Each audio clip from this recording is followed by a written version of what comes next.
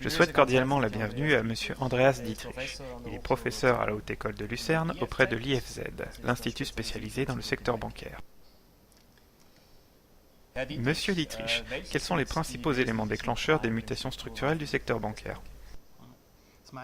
À mon avis, ce sont différents facteurs environnementaux qui préoccupent les banques. Dans l'environnement économique, on observe actuellement une très forte concurrence, surtout au niveau des marges d'intérêt. Dans l'environnement social, je dirais que les banques se voient confrontées d'une part à des bouleversements démographiques et d'autre part à un changement de comportement des clients. Dans le domaine technologique, nous constatons que de nombreuses technologies nouvelles arrivent sur le marché qui modifient elles aussi le comportement des clients, éveillent de nouveaux besoins, génèrent de nouveaux canaux vers le client. Et dans le domaine réglementaire, enfin, nous constatons que les banques sont actuellement confrontées à pléthore de nouvelles réglementations qui les placent devant des enjeux considérables.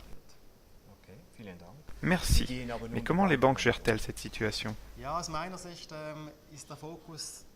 Eh bien, à mon avis, les banques se concentrent trop sur la réactivité, y compris en ce qui concerne les facteurs que j'ai mentionnés à l'instant. Je constate que l'on travaille beaucoup dans les domaines opérationnels et réglementaires, que les mesures de réduction des coûts sont prépondérantes. Je crois que l'on ne s'attelle pas de façon suffisamment anticipée à mettre aussi sur pied des projets stratégiques qui pourraient générer des opportunités de rendement.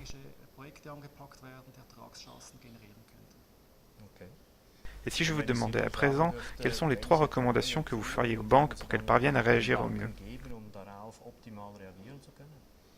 Zunächst Empfehlung ist eben nicht nur auf die Kosten zu schauen, das ist wichtig, das muss man als Bank heute auch, aber gleichzeitig eben auch die Une première recommandation est justement de ne pas se concentrer uniquement sur les coûts. C'est important aujourd'hui, mais en même temps, on a tout intérêt à se concentrer sur les opportunités de rendement, à exploiter les nouvelles idées et technologies pour générer des rendements. Un deuxième point très important pour moi est que le client soit à nouveau placé au centre. En fin de compte, c'est lui qui génère les rendements de l'ensemble de la banque. Il faut se demander si les horaires d'ouverture sont appropriés, via quels canaux le client souhaite communiquer avec la banque, quels outils il faut proposer, comment être disponible pour lui. À mon avis, ce sont là des aspects sur lesquels il faudrait concentrer la réflexion. Une troisième question stratégique est peut-être de manière générale de savoir comment on va se différencier aujourd'hui en tant que banque, surtout pour une banque de détail, vis-à-vis des autres. Il y a lieu de se focaliser sur 3 ou 5 facteurs de différenciation et de réellement les mettre en œuvre, d'en faire un ancrage stratégique.